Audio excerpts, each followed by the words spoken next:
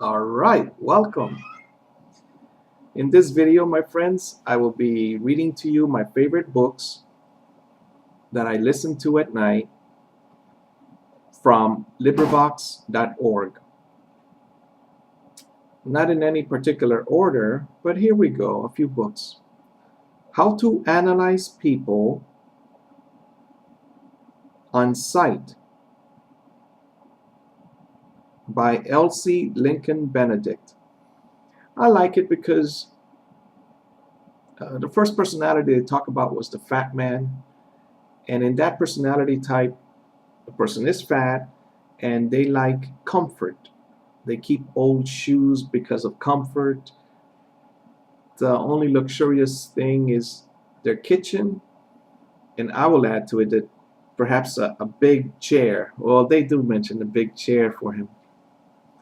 Everything is based on comfort. They get tired fast, so they don't really work. The other personality, in contrast, would be the muscular. What I liked about the muscular, besides being strong, is that they are the workers of the world. They are constantly employed. They are constantly moving. They look strong. And what I like about more than that was that their children are so they're able to feed themselves quickly. They do things on their own quickly. They, I would say, grow up fast. Because that's been the opposite in my family. My grandfather became rich, I'll say, because he joined the military. He said, Daniel, I couldn't live with my mother, and I couldn't live with my father. So there was only one path, the military. You should join. But I didn't like the military because they smoked cigarettes, they drank beer, and I could never trust in a room full of men. Even if they teach me to fight in the military, I could never trust sleeping with a room full of strangers. I had seen the movie Full Metal Jacket, and that was the big guy that didn't fit in. They all ganged up on him until he shot himself. And I was so naive. I spoke later with another coworker, and he said, "Oh yeah, they make you pick up the cigarette butts with your fingers." And I said, "The army does not have a broom and a dustpan to pick them up with?"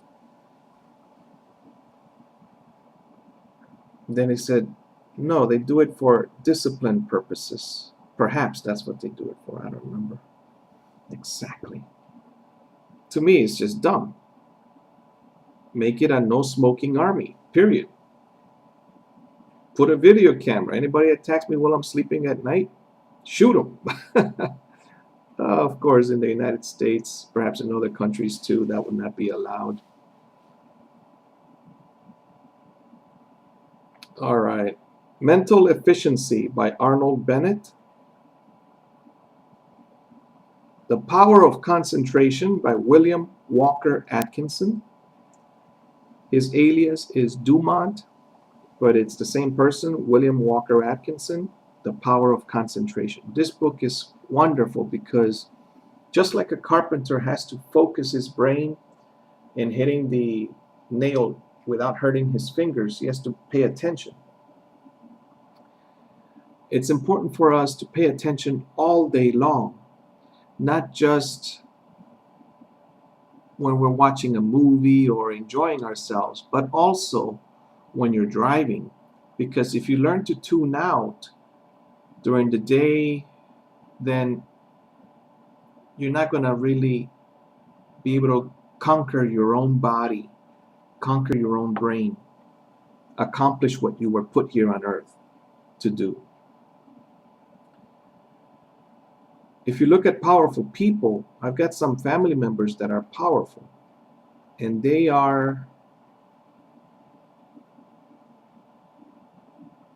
control their body movements. They don't jump for joy.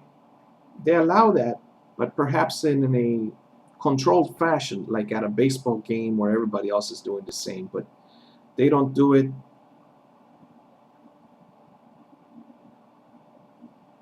Oh, they don't do it around me about that. Whereas I am a person that is constantly, or used to be, constantly smiling and jumping for joy. Now I am controlling my body movements. And I am actually timing myself as to how much time I spend with different people. Now that my mother moved out, well, even when she was here, I didn't spend time with her. I would feed her, but I wouldn't spend time with her because of the negative things that she could say, or something could go wrong. So I would minimize. With my son, I could spend all day long. If he starts acting up, maybe one day a week with me, then I just go to my room. Half an hour later, I come back and we're friends again. And I know that he was acting up because he was hungry. But the reason I don't feed him is because there's a lot of food in that refrigerator, and he needs to learn to feed himself. Because I don't want him to be like me, depending on other people to cook for him, to feed him.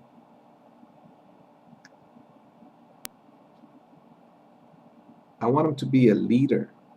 If he is a follower, like I have been, like when I was a teenager, I used to follow this other friend that was 16 years old, and he painted his car. I was going to paint mine, but the day came when I noticed he hurt me because he put some of the paint remover on my hand, and I got a blister that hurt, and I still have the little scar there. But what he did, he didn't do it to hurt me. He used his hands to put the paint remover on the car, and then later his hands peeled off. That was painful. And then he read the instructions that it's a paint remover. You're not supposed to use your bare hands to apply it on the car. All right, it's a poison. But I was following him. Be careful of who you follow. Sometimes you could get hurt. Your Invisible Power by Genevieve Behrend. I like this book because she manifested the money to go travel to Europe to study with a teacher that didn't want to teach her. And so this teacher asked her a question, and when she found the answer to it, he allowed her to be his student. Grimm's Fairy Tales by Jacob and Wilhelm Grimm. All of these books are free, by the way. I like the story of Ashputtel, which is the same story of Cinderella, but Cinderella was cleaned up because in Ashputtel, the evil stepsisters, their mother tells them to try on the shoe, and since it wouldn't fit, the mother says, cut off the toe. You won't need to walk once you are queen. But then the prince finds out that there's blood on the toe, on the shoe. Then the other sister, she can't get it in because of the heel. And so the mother says, cut off the heel. And that was a mean thing to suggest to your own children. So don't do what people tell you sometimes. Like when I was Baker acted, I was incarcerated in the mental hospital. And for 5 days, I did very well. I didn't take the pills. I was calm as a cucumber. They take your blood pressure about maybe 6 times a day, maybe it's 5. And they thought I was, well, they asked me to take the pills over and over again. And finally, on the fifth day, I took them. But I took them because I have something I had not conquered, masturbation. And I didn't want to be in there. Now, I was in there, and I looked around, and not one of the women that I saw was attractive to me. But on the fifth day, I saw a beautiful girl. She had just arrived. And so I took the pill because I didn't want to feel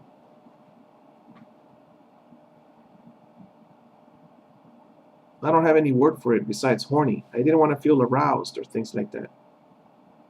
And I noticed that everybody that took the pills got out of there. So I took the pills, and that was wrong. It was as wrong as Ashputtel's evil stepsisters cutting off their toe and their heel. It was as wrong as the Jews in World War II being ordered to dig their own graves. And they did. It was as wrong as Socrates grabbing the bottle of hemlock, the cup of hemlock or poison, to drink it. It was wrong for him to accept this. It was wrong for me to take pills that wouldn't allow me to add 16 plus 7. All day I was with that one. 16 plus 7. 16 plus 7. And you cannot do it. Your brain shuts down with these pills. And then I had said, no weapon against me shall prosper, which is from the Bible. Supposedly, I heard a preacher say it. But that doesn't work if you yourself are doing the harm.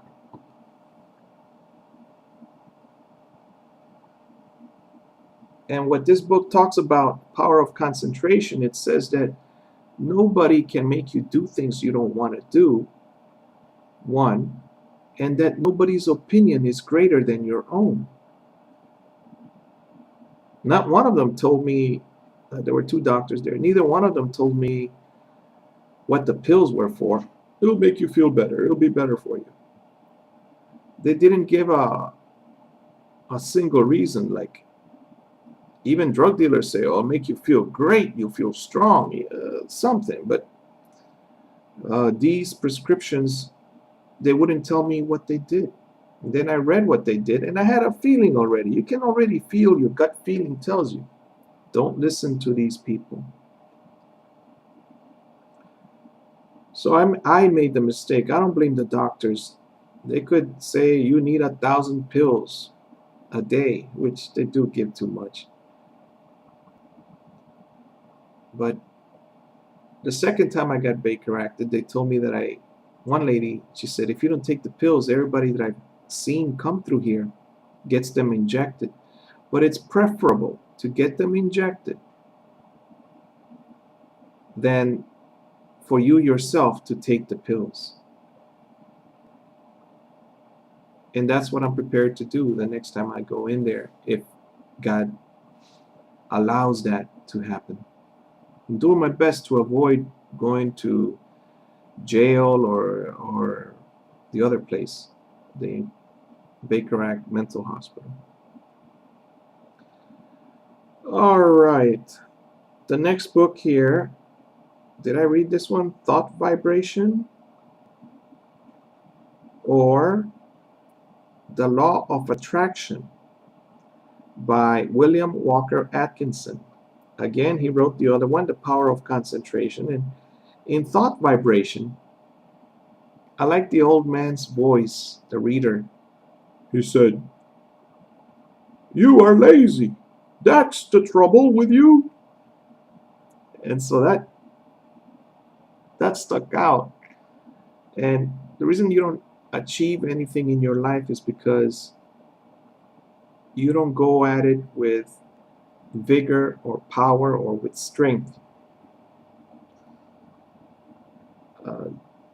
Some people say the battle has not begun and you have surrendered already.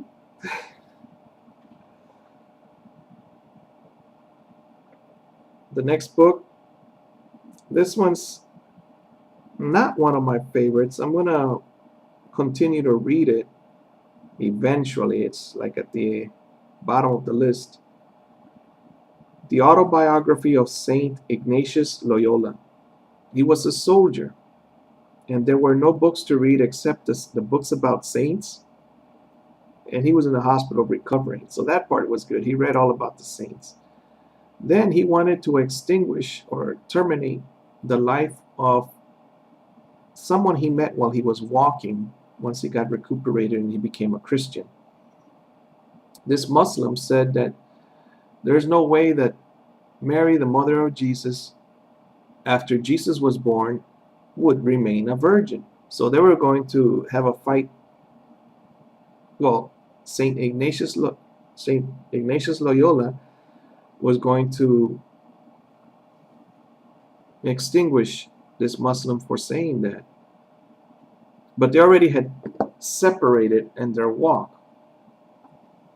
And he would have to turn around. So he made a prayer to God. Do you want me to go back and extinguish him?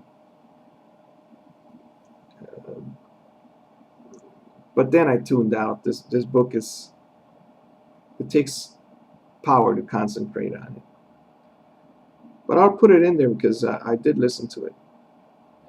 All right, the next two are the Universal Declaration of Human Rights and the Universal Declaration of Human Rights in Spanish.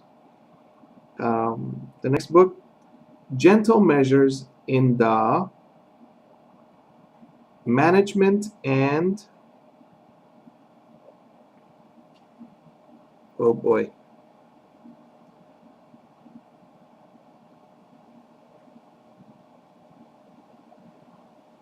well, it's about children. The whole name is not in here, but it's by Jacob Abbott. Jacob Abbott, that's a boy. Okay. In this book, it talks about children that are obedient and children that are disobedient, and the way the different parents deal with them. Like some of them lie. And when that one was in here, that's what my mother used with me. And so therefore, I don't know what to believe sometimes. I don't have an opinion about things. Now that I'm old at 41, I finally have found my voice or found my opinion on certain topics. And I've seen I've been wrong in like abortion. I've been wrong. It's if the human rights are correct, everyone has the right to life. And then if you read about the Hitler Youth, in that book, Hitler Youth, it talked about how first Hitler began to extinguish the grandparents that were not working. Then the people that were born sick, blind or one arm or no arm, something like that. But then a soldier that had been shot and he was walking around again, he said that Hitler didn't have a stop. That he said, you're a good soldier, but as soon as you've been shot and you survive and you're in a wheelchair or you lost an arm, then Hitler would throw you in the furnace. And so this soldier saw that, and he had some rank, he saw that Hitler was a madman. Because eventually, you would, what kind of society was it when only the perfect people, which nobody's perfect, there would be no limits. Like for instance, if you use glasses, then, well, Hitler would not use you anymore. All right, he would throw you in the furnace. Or the day you couldn't work 16 hours a day or 18 hours a day, as I heard the Hitler Youth used to do, then you would be thrown to the furnace. All right. The Small Catechism by Martin Luther. This one I loved because Martin Luther goes walking in 100 villages and he said, I couldn't find a single person in any of these villages that say they are Catholics, that are Christians, that one, they don't go to church, two, they couldn't say the Our Father prayer, three, they didn't know the Ten Commandments. And then when I asked them if they were Christians, they would say yes. Well, I'm not sure if he asked them if they were Catholics, they would say yes. And then the only time that they would go is for Christmas. But he didn't blame the people. He said he blamed the leaders of the church. Because these souls are on you. Because they live among you, and yet you don't teach them anything. So you're supposed to, I really recommend you read the Small Catechism by Martin Luther. It will teach you what you were supposed to be taught in school about Jesus, or at home. You're supposed to be taught at home, I think. 3 more books. The Science of Being Well by Wallace D. Wattles. He also wrote The Science of Being Rich. What I didn't like about The Science of Being Rich was that he said not to read any other books. And sometimes I feel that I need to read other books because the way the words are explained, it makes it easier for me to digest or to take action. These books tell you to take action. In The Science of Being Well, it tells you to chew your food. It tells you to breathe. It tells you to prepare yourself to go to sleep, just like when you prepare yourself to go to work. When you prepare yourself to go to work, you take a shower, when you get ready. You should do something to prepare yourself to go to sleep. And it goes on. The next book is He Can Who Thinks He Can Who Thinks He Can by Orlson, Swett, Marden. Do you have what it takes to be the person you want to be? So that's the book that, well, I've been reading these. The next book, Character Building by Booker T. Washington. I don't agree with one point Booker T. Washington says, and it was to obey orders from your superiors, even though there might be a better way that you know how to do something. And I just couldn't agree with that one. But again, he was talking to the black people, and that you couldn't really disobey whoever your boss was, even though they were free at the time, perhaps, because he made a school, a black man born a slave, freed somehow, I don't know how, and then he writes this book. But before he writes the book, he starts a university, I think, or a high school. I don't know what it was, but he did give 3 things of great advice, Booker T. Washington. 1, intelligence. Here we develop 3 things. Intelligence. Intelligence. You see the floor is dirty, sweep, then mop, then wash the mop, then put everything away. No one should have to tell you every 2 minutes, all right, now sweep, now go mop, now go wash the mop, now go feed the dog. I mean, nobody should have to tell you what to do. You should know what to do. That's your intelligence.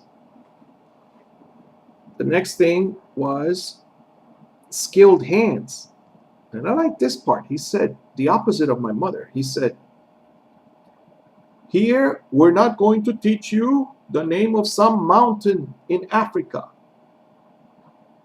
Here we will teach you to have skilled hands so that you can always find work, you know. And the third thing we're going to teach you is morality. Morality. Don't go gambling. What if you win? What if you lose? Don't live your life based on chance. Don't go drinking. Don't go with prostitutes. Don't go out at night. In the morning, have a plan for your day and do something. Do something. So I really liked it. Some of these things are funny in today's society, because he said, whether you are here 1 year or you are here 4 years. It rained last night, and I would have loved to get up this morning to find the pigs being sheltered, because you all saw that there was a hole and the pigs are full of mud. I would have loved to have seen a group of you hammering away and fixing the pigsty, because whether you are here 1 year, and definitely if you're here 4 years, I would love for you to be able to fix at least a pigsty. How can you be in charge of Congress if you can't do something so small as fixing a pigsty? Enjoy your life. Those are the books I've been reading this past year. The iPod, I don't know how many iPods there are now, but this one's the iPod Touch, and it's been working wonderfully. It's got a long battery. I listen to the books.